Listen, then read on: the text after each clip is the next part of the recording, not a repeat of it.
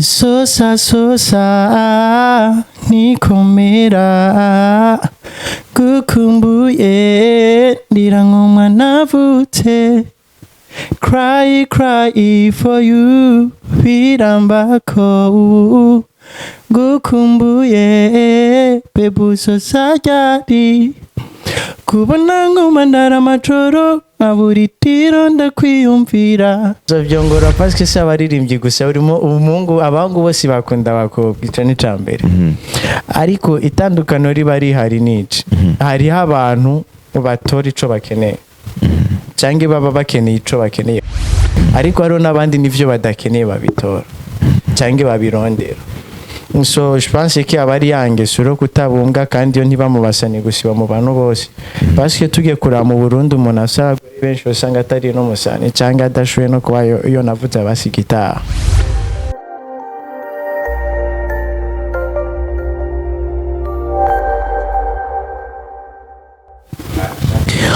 Bonjour, bon après-midi, bonsoir les fans de Buja Town TV. Assalamu alaikum wa rahmatullahi wa barakatuh. Kwa salamu bwana Yesu wa Kristo, jambo sana.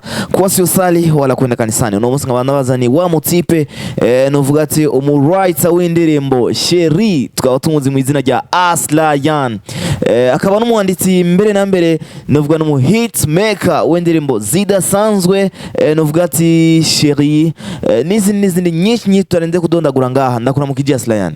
Sondagara mu kijana. Umeze neza? Yeah, I'm good. Ibintu bitatu ukora mu gatondo vyutse. Tugerageze dushire mikro ngaha kugira hari Raja Buja Town behind the camera atwumve neza. I think ndavyuka ngasenga mbo haba nkakaraba cyamfata douche hama nkafata paper yanje n'uruko ni kartasi nkandika paske buri munsi nandika verse na chorus. Ntiduheruka kubona indirimbo ya ASLION ari wenyene ni kubera iki byavuye kuki? So ni paske nyene zidahari. Yeah.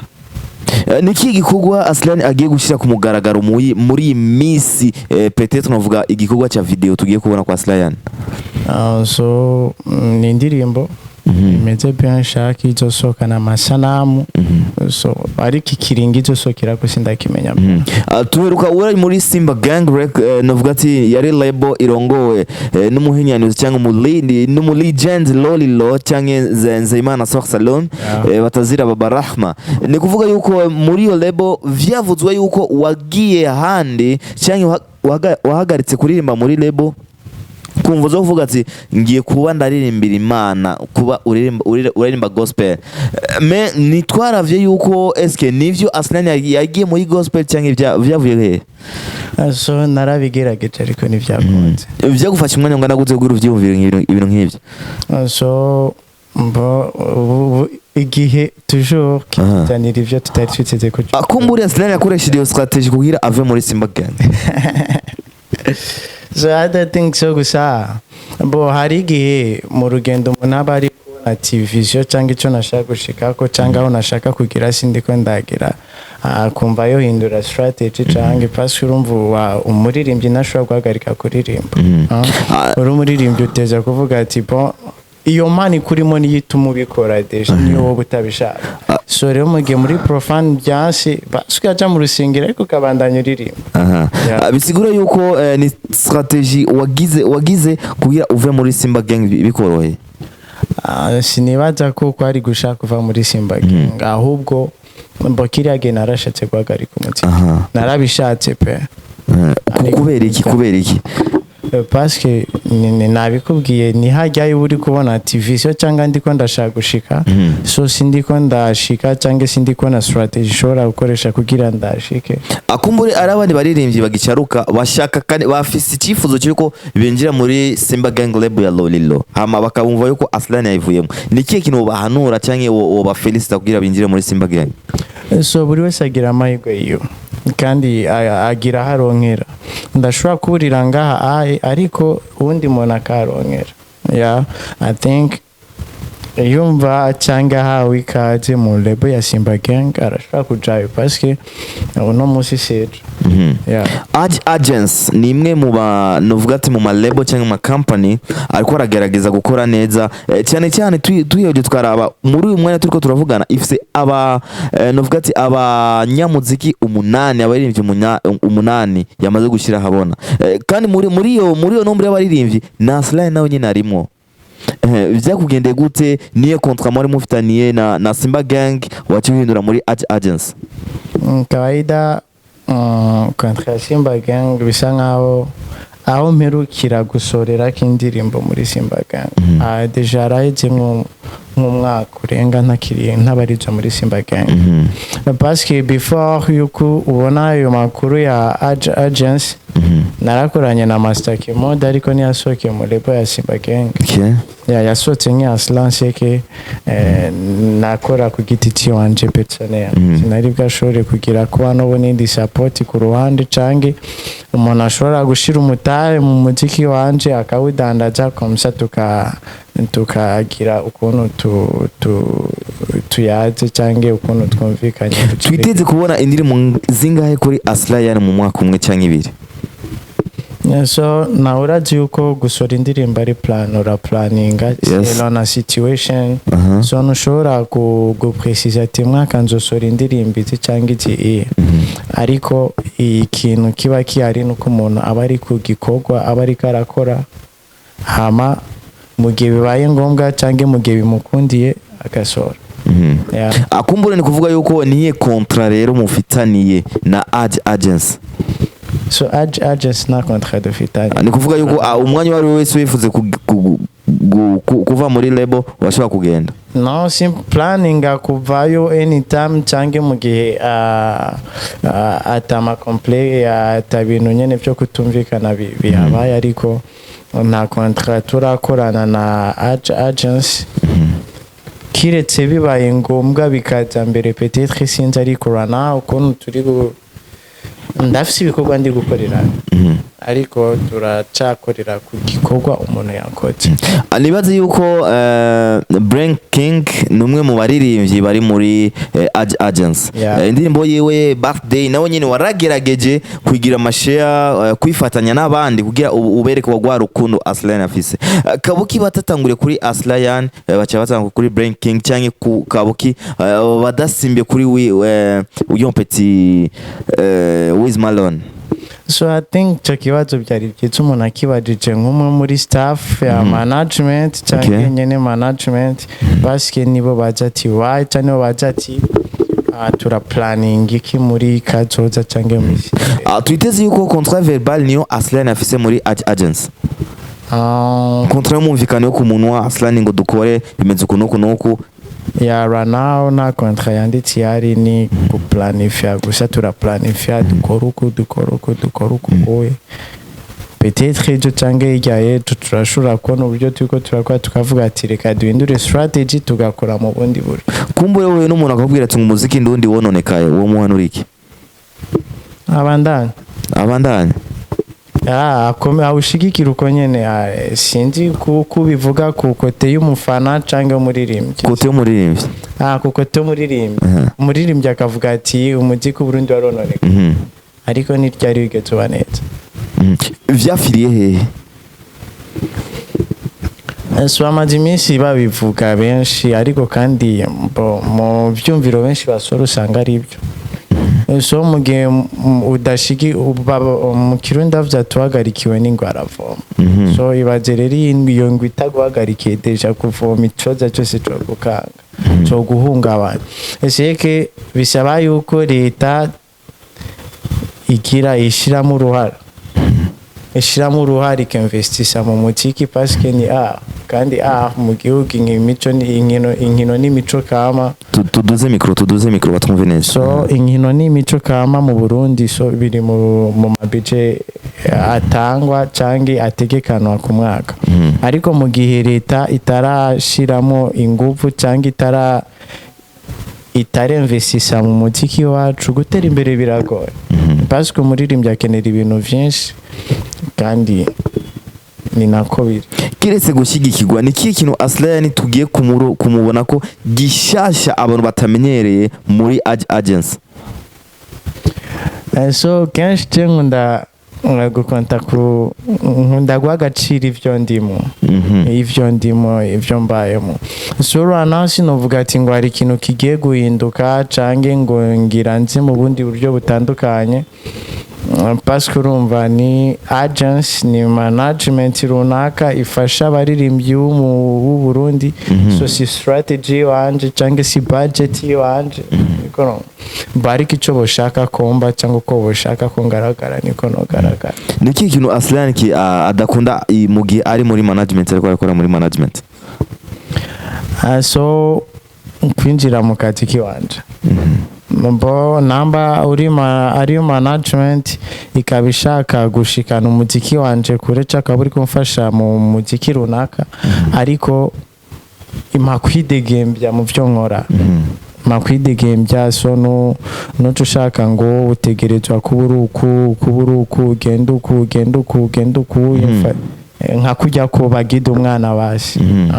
Bangeneye nkora ibikeneye umwanya wo kwandika nandike indirimbo numva ko nosora cyangwa numva ko nishimiye, so uyikorere ko ama nawe umenye ukuntu yidandaza cyangwa uburyo ushobora kugira. Bamwe ngo umuziki nuriha abandi ngo urariha biciye ku mbuga ngurukana bumenyi, ama YouTube, TikTok novuga na Instagram. Kuri ASLION we ni gute usigaye uronka ama account kuri YouTube cyangwa Instagram? Nakondong plus kandi ama account wanje ntabwo ari rishara ari monetize ya nta nubwo akurikirana cyane nkuko nko kubandi cyane, ariko kandi ugiye kuraba ni ku kote y'u Burundi bwose. Yani ku kote y'u Burundi bwose, ariko nikijyana vuze iyo leta ivuze ati reka nshiremwo ukuboko muri iki kintu nta kidashoboka. Umuziki ASLION n'imbuga zihemba cyangwa zitera imbere bivanye n'ukuntu droit d'auteur n'uburyo ibikorwa by'abaririmbyi bikurikiranwa kuri izo mbuga. Parce que rana umuntu ashobora postinga ikintu cy'umuririmbyi cyangwa akadandaza ikintu cy'umuririmbyi mu buryo bwiwe akinjiza amamiliyoni ataka umuririmbyi yari yabuze n'amafaranga yo gufungura. Asha twashize tatuwaje ryari?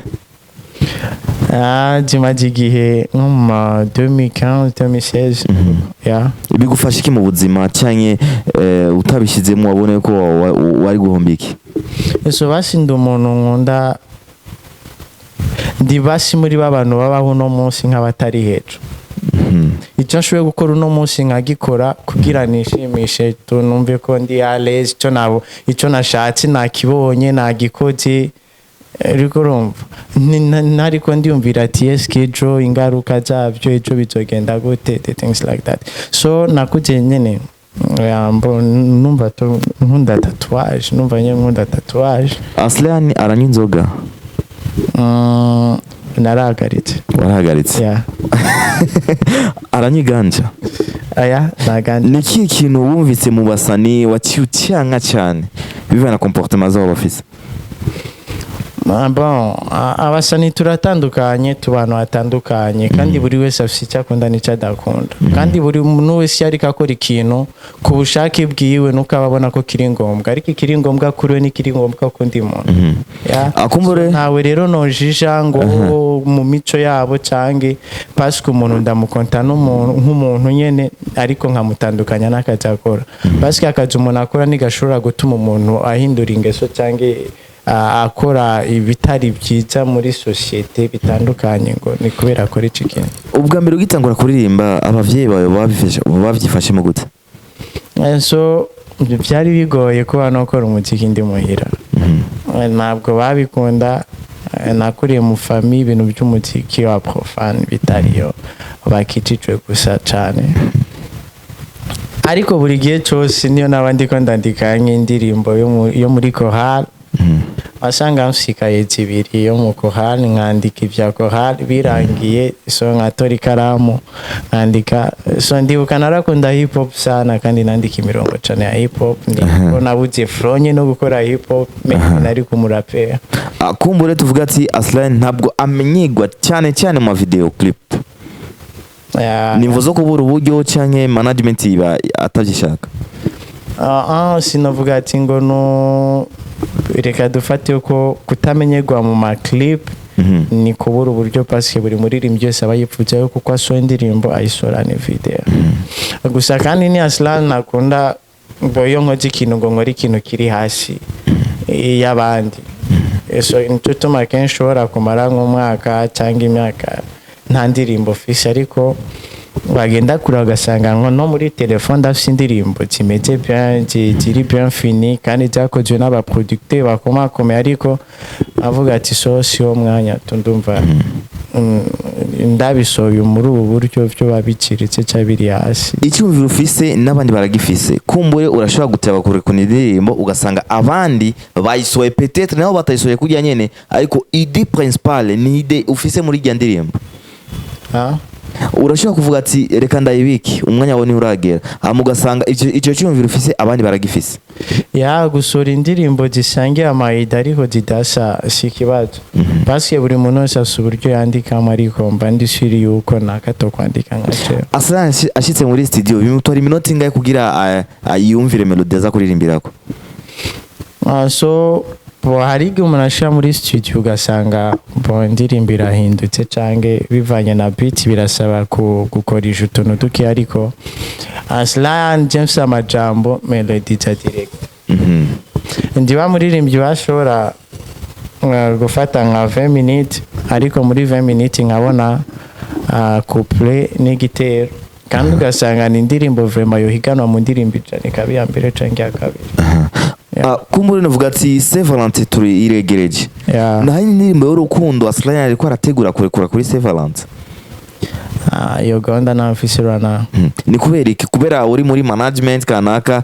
canke si kuvuga uko ni kubera ko Saint Valentin nawe ndayiha agaciro deje irashobora no kugira simenye ko yageze biva kuki nta mukunzi ufise canke ASLION n'umuririmbyi adakunda ibintu by'amamanza by'iminsi mikuru ariko ni gako ushobora kumbona mu mamanza mu minsi mikuru mu kabari habaye abantu n'aba bahuye ngo usange ndimo biri mu bintu kenshi bikunda kunjena canke bimangayisha ukuntu ni iki kintu ASLION adakunda mu gihe ari muri location ariko arasohora indirimbo nta kiraza ngo nyene numve ko kinsitaje ariko kenshi ndi muri location ndi gukora nka clip video canke mba ndi gufocusinga ico ndiko ndakora gusa ariko ni gake deja birananje na cane kuja gukora ikintu kijanye n'umuziki ngo njane n'umukobwa turi en relation haba muri show canke mbange nembe ndije nyene so nabo turi gukorana canke mbe ndi gufocusinga gusa ico ndiko ndakora kumbure abasani benshi barakunda abakobwa ni maraya ni ndaya zigezweho ni amo ma commentaire abavyeyi bacu bakunda kwiyumvira muri ivyo ni impanuro waha abantu bagifise ivyumviro nk'ivyo so byongora parce que ça baririmbye gusa urimo umuhungu abangu bose bakunda abakobwa ico ni cambere ariko itandukano riba rihari nici hari abantu batora ico bakeneye canke baba bakeneye ico bakeneye ariko hariho n'abandi nivyo badakeneye babitora canke babirondera so je pense que abari yange suro kutabunga kandi yo ntibamubasani gusiba mu bantu bose parce que tugiye kura mu Burundi umuntu asaba benshi usanga atari no musani cyangwa adashoye no kuba yo navuze abasigita kandi urashobora gusanga umuntu wa mbere afite abana benshi atari no musani seke rero ingeso y'ubusambanyi cyangwa y'ibindi yo kugendana n'abakobwa benshi ni kwa kutabumbwa b'abantu baba bakeneye kubona byinshi nibyo badakeneye akumbure tuvuge yuko ASLION muri uyu mwanya afise umukunzi ameze gute afise abakunzi bangahe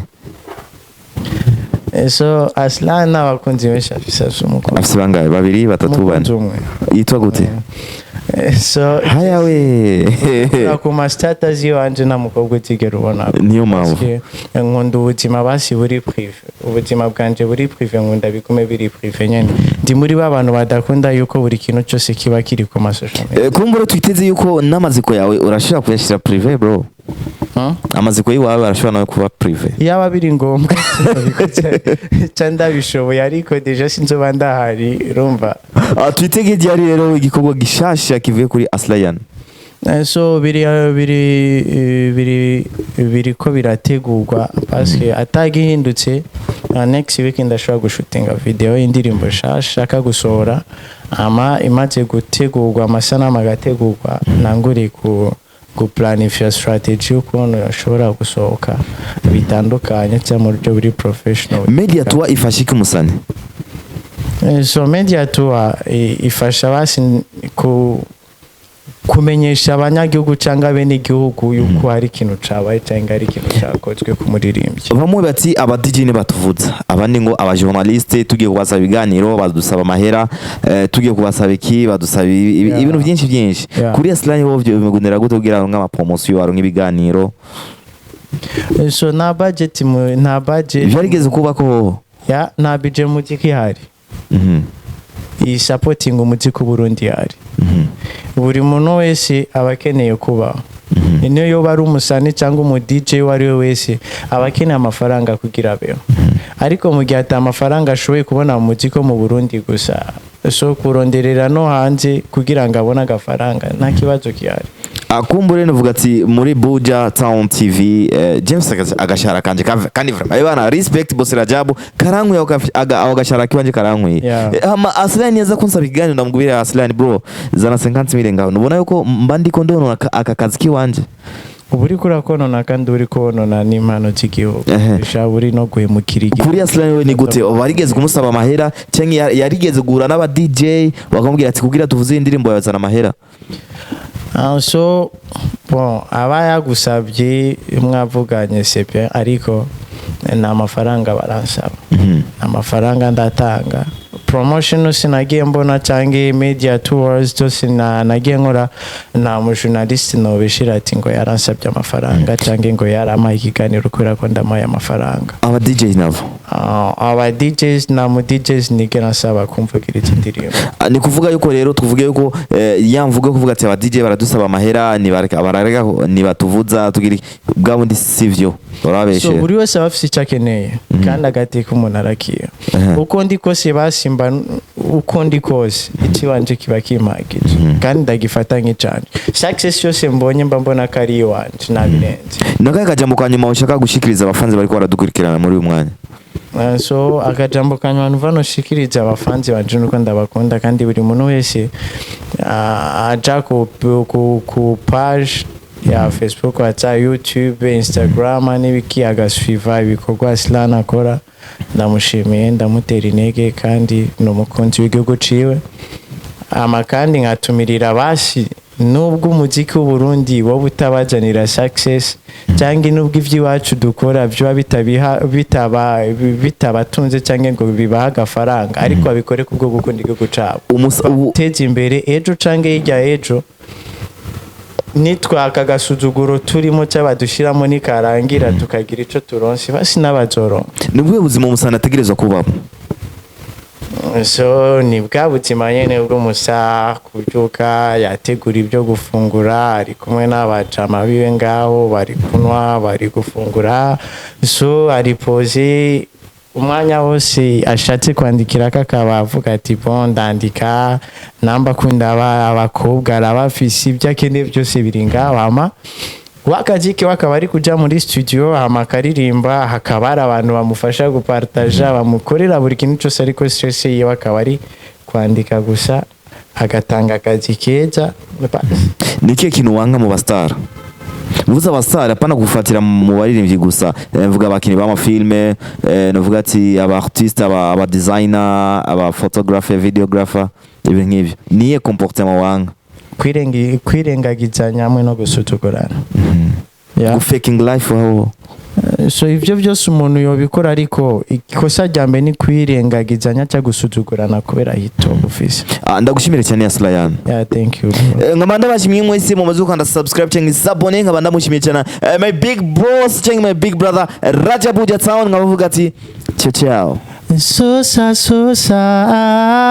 nikomera gukumbuye ndira nk'umwana avutse cry for you birambako gukumbuye bebuso sajari kubona nkumandara amajoro nkabura itiro ndakwiyumvira aho ndi hose nkavuga wewe sisibe kukurota warandote uko niyumva niko wiyumva ndiko nsara uko mbibona niko ubibona sadness niyo mudo yanje sadness niyo mudo yanje it's your boy ASLION.